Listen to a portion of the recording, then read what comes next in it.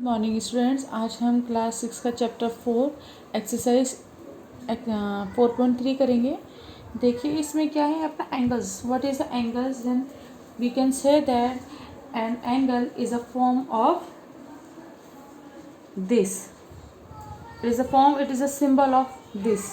Okay, and by two rays having a common initial point is called vertex.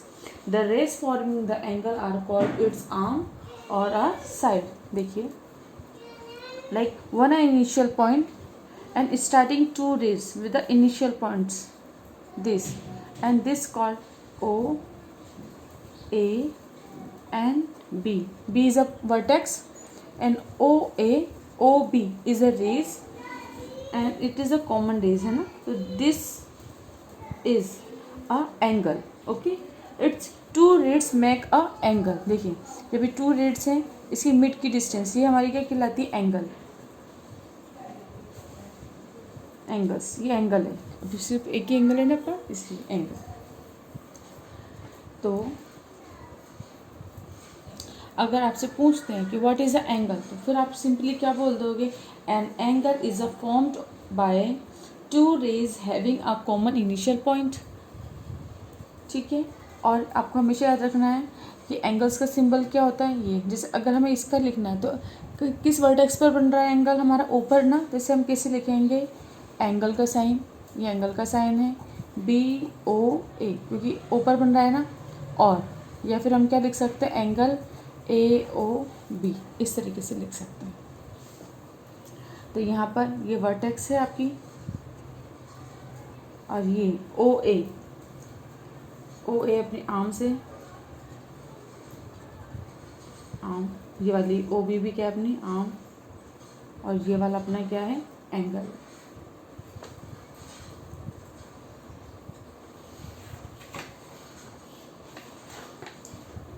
और naming की मैंने आपको बता ही दिया है ना कि हमेशा जहाँ पर भी एंगल होता है उसे मिड में लिखते हैं, वो एंगल हो जाता है। इसके बाद देखिए रीजन की हम बात करते हैं।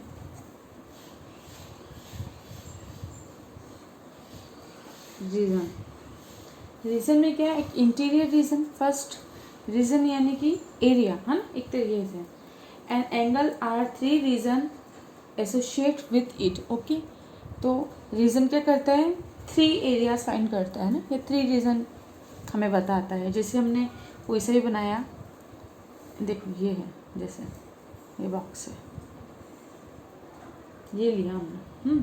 अब इसके अंदर हमने कोई सी भी इस तरीके से एंगल बनाया, OA और B, OAB।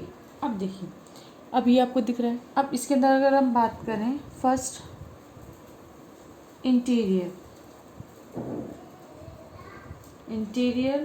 रीजन, ये हम क्या बोलेंगे? और इनसाइड। अब इंटीरियर की बात करें अगर हम, तो देखो ये एंगल है। अगर ऐसे आ जाए EF, अब देखो E और F इस एंगल के अंदर ही है, इसलिए हम क्या बोलेंगे? इंटीरियर रीजन क्या हो जाएगा अपने? पॉइंट E एंड F, ये सब क्या हो जाएंगे? इंटीरियर पॉइंट हो जाएंगे। और अंदर का अगर हम इसे शेड कर दें ऐसे, ये वाला पार्ट, तो ये एंगल के अंदर का पार्ट है, ये क्या हो जाएगा हमारा? Interior region. जैसे इसको आगे तक बढ़ा दो, है ना। अगर ये अभी देखो ऐसा कर दें अगर अपन, है, तो ये पूरा यहाँ से ब्लॉक हो गया ना, तो ये सारा क्या कहलाएगा? हमारा इंटीरियर रीजन। देखिए, the part of the plane which is within the arms of an angle produce indefinitely is called the interior of the angle। यानी कि ये वाला एंगल अपना क्या हो जाएगा? Interior of the angle. अब देखो ये सारा अंदर का रीजन है ना, इस तरीके से।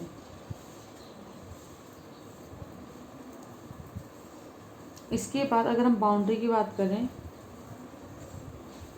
बाउंड्री रीजन, तो देखो कोई भी हमने प्लेन लिया, इसमें अगर हम एंगल बनाते हैं OA बी। तो देखिए इसी बाउंड्री है ना, इसकी आर्म पर अगर हम कोई से भी एंगल लिखते हैं जैसे सी डी ई, तो C D E all are on the angles of the arm, तो ये सब क्या हो जाएंगे, बाउंड्री रीजन हो जाएंगे। तो बाउंड्री रीजन क्या हो जाएंगे,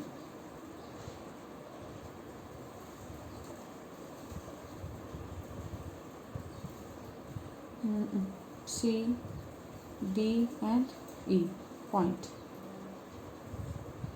ठीक है, ये हम ये भी कह सकते हैं पॉइंट्स जी। अगर हम इस पर अगर एक और बात करें इसी तरीके से, अगर हम जी भी लिख लें, है ना, या एच कुछ भी लिख सकते हैं आप अपनी मर्जी से।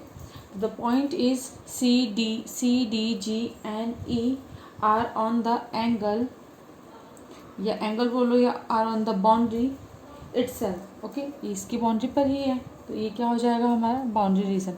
अगर एंगल के अंदर है तो इंटीरियर, एंगल की बाउंड्री पर है तो बाउंड्री रीजन होगा। इसके बाद देखिए एक्सटीरियर रीजन क्या होता है। एक्सटीरियर रीजन में आपको ये प्लेन है, इसके अंदर आपको ये एंगल गिवन है ना, इसे अपन ए बोल देते हैं, इसे B, A O B angle आपको गिवन है। अब आपको एक्सटीरियर फाइंड करना है, तो देखो ये वाला पार्ट, ये पार्ट हमारा क्या है, एक्सटीरियर है। देखिए ये सारा पार्ट क्या है, हमारे एक्सटीरियर रीजन है। और अगर इस पार्ट पे अगर हम कोई पॉइंट बनाते हैं जैसे पी क्यू, हमने पी एंड क्यू क्या बना दिए, पॉइंट, तो ये हमारे क्या हो जाएंगे, एक्सटीरियर पॉइंट। देखिए ये जो रीजन है ना शेडेड वाला, इसे तो हम क्या बोलेंगे, एक्सटीरियर रीजन, एक्सटीरियर रीजन बोलेंगे। और एंड पॉइंट को हम क्या बोलेंगे, and point P and Q is exterior point। ठीक है, तो आपको interior, exterior and on the boundary अच्छे से समझ में आया होगा। अब हम इसके क्वेश्चन करते हैं। देखिए तो इंटीरियर भी समझ में आ गया, एक्सटीरियर रीजन भी आ गया आपको समझ में। क्या हो जाएगा, देखो एंगल हो गया हमारा ओ ए बी, पी और क्यू है, तो ये जितने भी शेडेड पार्ट हैं ये हमारे क्या होंगे, इसको अपन बोलेंगे एक्सटीरियर रीजन। और एंगल ये पॉइंट पी और क्यू हमारे क्या हो जाएंगे, एक्सटीरियर पॉइंट हो जाएंगे। देखिए क्वेश्चन फर्स्ट अपना, look at the given figure, write the name of the point which are. अब है अपना फर्स्ट, अब आपको फिगर दे रखा है, अब आपको क्या करना है, फाइंड क्या करना है, on angle A O B, on angle A O B, A O B पर आपको पॉइंट फाइंड करने हैं। ठीक है, आपको वो सारे पॉइंट फाइंड करने हैं जो एंगल्स अपने किस पर हैं, ए ओ बी पर हैं। तो देखो एंगल ए ओ बी पर कितने हो जाएंगे पॉइंट अपना, देखो एक पॉइंट ए, तो ए है ही सही, एक पॉइंट डी है, ये पॉइंट ओ है, एक पॉइंट एन और एक पॉइंट बी है। तो लिखिए on the angle A O B, first A, फिर डी, फिर ओ, देखो ओ है, इसको डी लिखो अच्छे से, ये डी है, ओ नहीं है ना, ए ओ डी, ए ओ पहले लिख दिया मैंने, डी, आप ए डी ओ कुछ भी लिख देना, फिर एन और फिर बी, एन फिर बी। तो क्या आ जाएगा अपना, on angle A O B, point A O D and B points are on it, points are on it. Second B है, बी क्वेश्चन क्या है आपका, in interior of angle A O B. अब देखो बी है ये आपका ना, अब ए ओ बी के इंटीरियर क्या है अपने, ई और आर, तो इसका आंसर कितना जाएगा, points E and R. C in the exterior of angle A O B क्या हो जाएगा। अब देखो एक्सटीरियर की बात करनी है, तो सी एफ एक्सटीरियर है क्योंकि डी तो ऑन है, एन भी ऑन है और एफ भी ऑन है ना, तो क्या हो जाएगा, पॉइंट्स C and F। ठीक है, तो देखो एक्सटीरियर बाहर की तरफ, इंटीरियर अंदर, और बाउंड्री ऑन द एंगल। तो बहुत ही सिंपल क्वेश्चन है, आप इजीली कर पाओगे। देखिए नेक्स्ट क्वेश्चन क्या है अपना, in each of the following name the vertex and the arm of the given angles and hence name the angle. अब आपको इनके एंगल्स, आर्म्स और वर्टेक्स फाइंड करनी है। तो आपको ये फिगर गिवन है एक्स ओ वाई। तो first in each of the following name the vertex. अब इसका vertex, arms and give a angle. ठीक है, तो अगर हम बात करते हैं वर्टेक्स की, तो वर्टेक्स अपनी क्या है, देखिए ओ है ना, ओ से ज्वाइन क्या है हमारा O X and O Y, rays है ना, तो इनिशियल वर्टेक्स क्या है हमारी ओ लिख देंगे। इसके बाद arms, O X and O Y हमारे क्या है, आर्म्स हैं, O X and O Y. Then give a angle, angles, angle क्या हो जाएगा अपना, देखो एक्स ओ वाई, एंगल का साइन एक्स ओ वाई। आप वाई ओ एक्स भी लिख सकते हो, है ना, X O Y O X same है। इसी का भी पार्ट करते हैं। अगेन वर्टेक्स इजी करते, इनिशियल वर्टेक्स क्या है हमारी ओ, सॉरी एक्स है ना, ये X A X B, initial vertex, vertex क्या है हमारी एक्स। उसके बाद arms X A X B, X A X B, angle क्या है हमारा ए एक्स बी या बी एक्स ए, कुछ भी लिख सकते हैं अपन ना, बी एक्स ए, और हम क्या बोल सकते हैं ए एक्स बी, कुछ भी लिखो आप, चाहे ये चाहे ये, यानी बस आपके मिड में एक्स आना चाहिए, है ना, क्योंकि एंगल अपना यही बन रहा है, इसलिए एक्स ए एक्स बी और बी एक्स ए, कुछ भी लिख सकते हैं।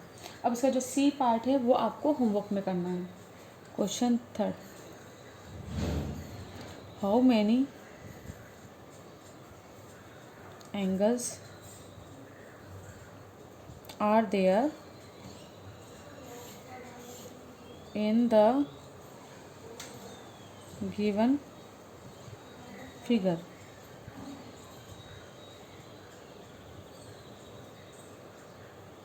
name them।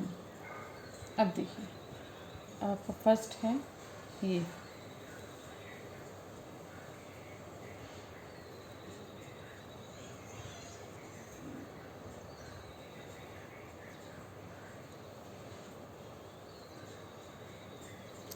अब आपको एक फिगर गिवन है और आपको सिंपली क्या करना है, how many angles are there in given figure and name them.